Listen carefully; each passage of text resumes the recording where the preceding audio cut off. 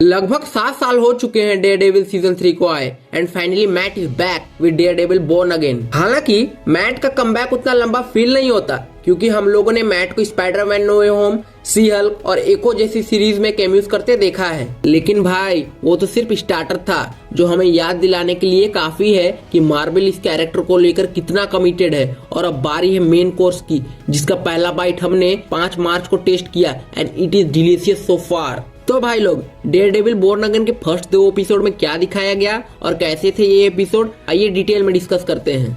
Episode की शुरुआत होती है मैट, फोगी और कैरन के साथ, जो अपने office Nelson Murdoch and page से निकल रहे होते हैं और उन्हें देखकर एकदम नॉस्टैल्जिक फीलिंग आ रही होती है। वो एक बात कर रहे होते हैं कि कैसे उनकी लाइफ बदल गई है, कैसे उन्होंने इवॉल्व किया है। फिर वो अपने दोस्तों इंक्लूडिंग क्रिस्टन मैकडफी के साथ अपनी पुरानी फेवरेट बार जोसीज में मिलते हैं, जहां हमें जोसी का छोटा सा कैमियो भी दिखाया जाता है। बार में सभी डिटेक्टिव चेरी की रिटायरमेंट पार्टी सेलिब्रेट कर रहे होते हैं। फिर कैरन और मैट के बीच थोड़ा हेल्दी फ्लर्टिंग दिखाया जाता है, जिसमें कैरन मैट से हवेली में चलने के लिए कहती है, तभी मैट सख्त लौंडे की तरह we can't break friends code बोलकर मना कर देता है। और तब व्हाइट टाइगर का डेब्यू होता है। हाँ, आपने सही सुना, बार के टीवी पे व्हाइट टाइगर को एक रोबरी रोकने के दौरान दिखाया जाता है। सभी लोग देखते हैं और काफी सरप्राइज होते हैं। सब कुछ एकदम हैप्पी मूड में चल ही रहा होता है कि फोगी को उसके क्लाइंट का कॉल आता है। उसका क्लाइंट एक बड़े खतरे में होता है, जिसे फोगी ने अपने अपार्टमेंट में छुपाया होता है। और यहीं पर हम मैट को अपने डेयरडेविल के सूट में फर्स्ट टाइम बदलते हुए देखते हैं, वो भी ओरिजिनल रेड सूट में। मैट फोगी के क्लाइंट को बचाने के लिए जैसे ही निकलता है,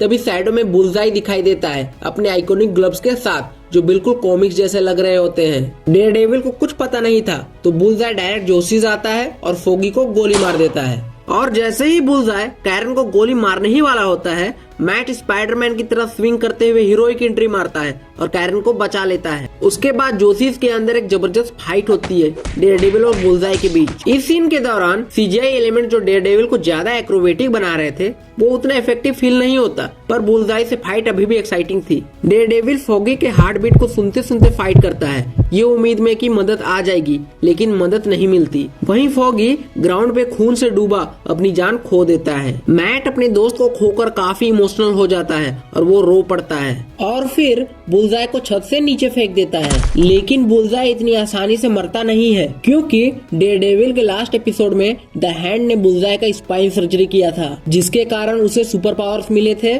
और अब उसे मारना मुश्किल हो गया था। सीन आगे बढ़ता है और मैट अपना मास्क फेंक कर डिसाइड कर लेता है कि वो अब डेयरडेविल नहीं बनेगा। उसके बाद मैट के लाइफ में डार्कनेस वापस से आ जाती है। टाइम स्किप होता है। 1 साल बाद मैट एक फैंसी कॉफी शॉप में कॉफी पी रहा होता है और अब वो बिल्कुल रिच दिख रहा होता है। उसके लाइफ में सब कुछ बदल गया है। सीन फॉरवर्ड होता है और हम देखते हैं कि वेनेसा फिस्क अपने 5 फैमिलीज का मीटिंग लीड कर रही होती है और फिर किंगपिन की एंट्री होती है। विल्सन फिस्क को देखते ही सभी लोग मीटिंग से निकल जाते हैं और फिर किंगपिन अपनी वाइफ से कहता है कि मुझे अब कुछ भी इलीगल अपने नाम पे नहीं करना। अब तक शो में फिस्क को ऐसा दिखाया जा रहा है कि इंजरी के बाद वो काफी कॉशियस हो गया है and he is a changed man. पर कहते हैं ना कि कुत्ते की दुम, खैर छोड़ो।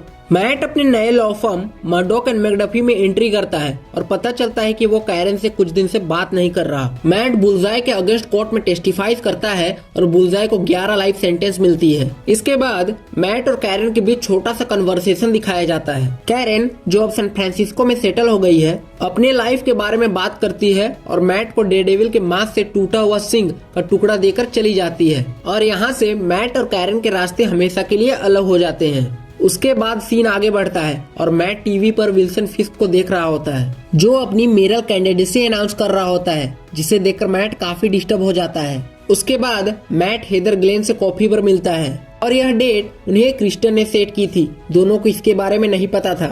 दोनों के बीच में काफी अच्छी केमिस्ट्री दिखाई जाती है। उसके बाद दोनों एक दूसरे को डेट करना शुरू करते हैं। मैट स्क्वायर डाइनर में फिस्क से मिलता है और दोनों के बीच में काफी इंटरेस्टिंग कन्वर्सेशन होता है, जिसमें किंगपिन का कहना होता है कि मेरा फोगी का डेथ से कुछ लेना देना नहीं है। फिर दोनों एक दूसरे को धमकी देते हुए बोलते हैं कि जैसे चल रहे हो वैसे ही रहना, कोई भी नौटंकी या चालाकी की तो अपने पुराने रूप में आने में ज्यादा समय नहीं लगेगा। ये बोलकर दोनों अपने अपने रास्ते चलते बनते हैं। उसके बाद मैट और हेदर का डिनर डेट होता है और फिर स्ट्रीट पे चलते चलते मैट को टीवी के थ्रू पता चलता है कि फिस्क न्यूयॉर्क का 112वां मेयर बन गया है। उसके बाद किंगपिन अपनी वाइफ वेनेसा से कहता है, मुझे एडम के बारे में सब कुछ पता है। ये सुनकर वेनेसा डर जाती है और किंगपिन से प्रॉमिस करवाती है कि उसे मत मारना। उसके बाद लोग विल्सन फिस्क के विन को स्ट्रीट पर सेलिब्रेट कर रहे होते हैं और फिर हाई पीक के साथ एपिसोड 1 खत्म हो जाता है। ये था डेयरडेविल बोर्न अगेन का फर्स्ट एपिसोड का एक्सप्लेनेशन। अगर आपको ये एक्सप्लेनेशन वीडियो अच्छी लगी तो अपना ओपिनियन कमेंट में शेयर करना और लाइक एंड सब्सक्राइब करना मत भूलना। तब तक के लिए बाय।